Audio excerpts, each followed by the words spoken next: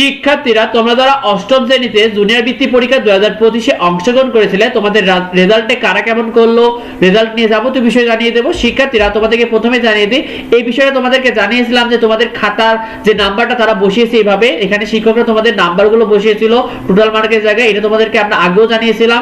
শিক্ষার্থীরা দেখো তোমাদের জুনিয়র বৃত্তি রেজাল্ট 2025-এর শিক্ষা বোর্ড তোমাদের জুনিয়র বৃত্তি পরীক্ষা 2025-এর রেজাল্ট প্রায় শেষ হয়েছে, অনলাইনে ইনপুটের কাজ চলছে। আর তোমাদের রেজাল্ট দিতে কেন দেরি হচ্ছে এটার মূল কারণ হলো সকল বোর্ড আসলে একসাথে রেজাল্ট দিবে, এই কারণে তোমাদের রেজাল্ট দিতে দেরি হচ্ছে শিক্ষার্থীরা। তো তোমাদের তার আগে জানিয়ে দিই তোমাদের কোন সাবজেক্টে তোমরা কেমন পেয়েছো। বিশেষ করে প্রথমে বলি বাংলা পরীক্ষায় অনেকে ভালো করেছে, অনেক শিক্ষার্থী 85 থেকে 90 প্লাস পেয়েছে শিক্ষার্থীরা।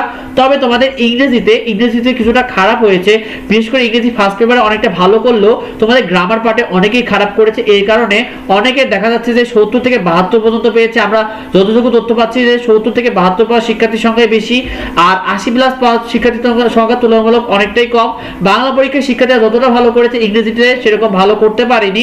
অন্যদিকে তোমাদের গণিতে শিক্ষার্থীরা গণিতও ঠিক ইংরেজির মতোই তোমরা অনেকে ভালো করতে পারোনি, অনেকে 60-এরও কম নাম্বার পেয়েছে, তবে কিছু কিছু শিক্ষার্থী 90 প্লাসও পেয়েছে শিক্ষার্থীরা। অন্যদিকে তোমরা বিজ্ঞান প্লাস বাংলাদেশ বিশ্ব পরিচয় পরীক্ষায় বিজ্ঞান বেশি নাম্বার পেয়েছে অনেকে, বিশেষ করে বিজ্ঞানে অনেকে ভালো করেছে, 45 প্লাস নাম্বার বিজ্ঞানে অনেকেই ভালো পেয়েছে। আর বাংলাদেশ বিশ্ব পরিচয় তো অনেকে ভালো করেছে, 40-42 অনেকেই পেয়েছে।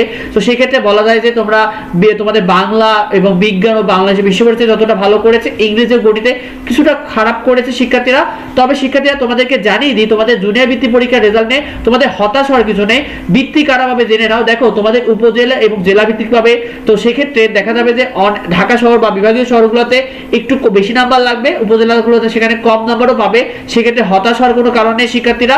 আর 5 সাবজেক্টে মোট নাম্বার যে 400 নাম্বার, এইটার উপর ভিত্তি করে কিন্তু তোমাদের বৃত্তি দেওয়া হবে। সেক্ষেত্রে তুমি যদি কোনো সাবজেক্ট 80-ও কম পাও বা 70-75-ও পাও, সেক্ষেত্রে তুমি কিন্তু বৃত্তি পাওয়ার সম্ভাবনা থাকবে শিক্ষার্থীরা।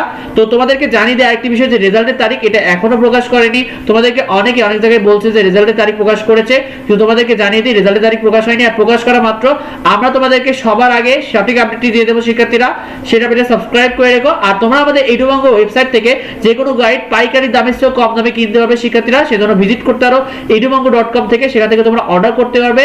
তো শিক্ষার্থীরা ভিডিওটা বেশি বেশি করে বন্ধুদের মধ্যে শেয়ার করে দাও যাতে এই বিষয়টা অন্য জানতে পারে। যদি জানা থাকে অবশ্যই কমেন্ট করো। দেখাই পরবর্তী ভিডিওতে। ধন্যবাদ সবাইকে।